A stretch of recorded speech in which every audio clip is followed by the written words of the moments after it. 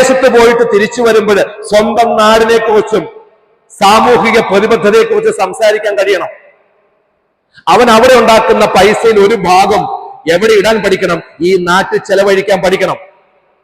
ഈ കേരളം എന്ന് പറയുന്ന നാട് വികസിച്ചത് മുഴുവൻ ഗൾഫിൽ പോയിട്ട്, നിങ്ങൾക്കറിയാം, ഗൾഫിൽ പോയിട്ട് ഒരുപറ്റം മനുഷ്യന്മാര് കഷ്ടപ്പെട്ട് ചോര നീരാക്കിയിട്ട് ആ പൈസ ഇവിടെ കൊണ്ടുവന്ന് കൊടുത്തു കഴിഞ്ഞപ്പോഴായിരുന്നു എന്ത് സംഭവിച്ചത്? ഈ നാട് വളർന്നത്. ഇന്ന് നമ്മുടെ കേരളം എന്ന് പറയുന്ന നാട് മുടിയാനുള്ള കാരണം എന്താണെന്നറിയാവോ? ഇവിടുന്ന് ഒരുപറ്റം ആൾക്കാര് നമ്മുടെയൊക്കെ കയ്യൊപ്പോടുകൂടി എവിടെ പോകുന്നു? വിദേശ രാജ്യങ്ങളിൽ പോകുന്നു. അവൻ അവിടെ കിട്ടുന്ന സാലറിയും സമ്പാദ്യവും മുഴുവനും അവൻ എന്ത് ചെയ്യുന്നു? അവിടെ വീട് വാങ്ങി അവിടെ കച്ചവടം നടത്തി അവിടെ സ്പെൻഡ് ചെയ്യുന്നു. ഇങ്ങോട്ട് ഒരു മണ്ണാങ്കട്ടയും കൊണ്ടിരുന്നില്ല.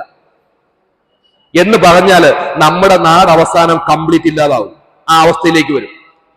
എന്നാൽ ഇവൻ അവിടെ പോകുന്നതിന് കുഴപ്പമില്ല, ഇവൻ അവിടെ പഠിക്കുന്നതിന് കുഴപ്പമില്ല. ആ പഠിച്ചിട്ട് അവന് കിട്ടുന്ന ജോലി, അവന് കിട്ടുന്ന സാലറി, അതിന്റെയൊക്കെ ഒരു അംശം ഈ നാടിന് വേണ്ടിയിട്ട് സാമൂഹിക പ്രതിബദ്ധതയോടുകൂടി ഈ നാട് നന്നാകുന്നതിന് വേണ്ടിയിട്ട് ഒന്ന് ശ്രമിച്ചാൽ കാര്യങ്ങൾ ഓക്കെയായി. നമ്മൾ മഹാനായ ഗാന്ധിജിയെ കുറിച്ച് പറയാറുണ്ട്.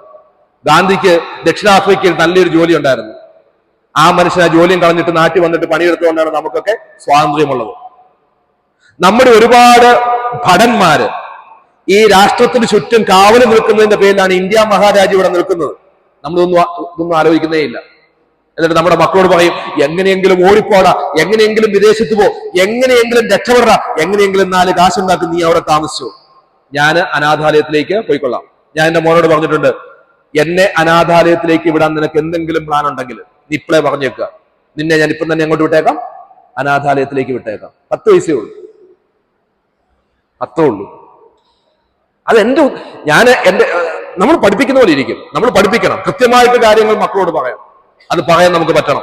ഇന്ത്യ എന്ന് പറയുന്ന അത്ര മുരഞ്ഞ രാഷ്ട്രമൊന്നുമല്ല, കേരളം എന്ന് പറയുന്ന അത്ര മുരഞ്ഞ നാടൊന്നുമല്ല.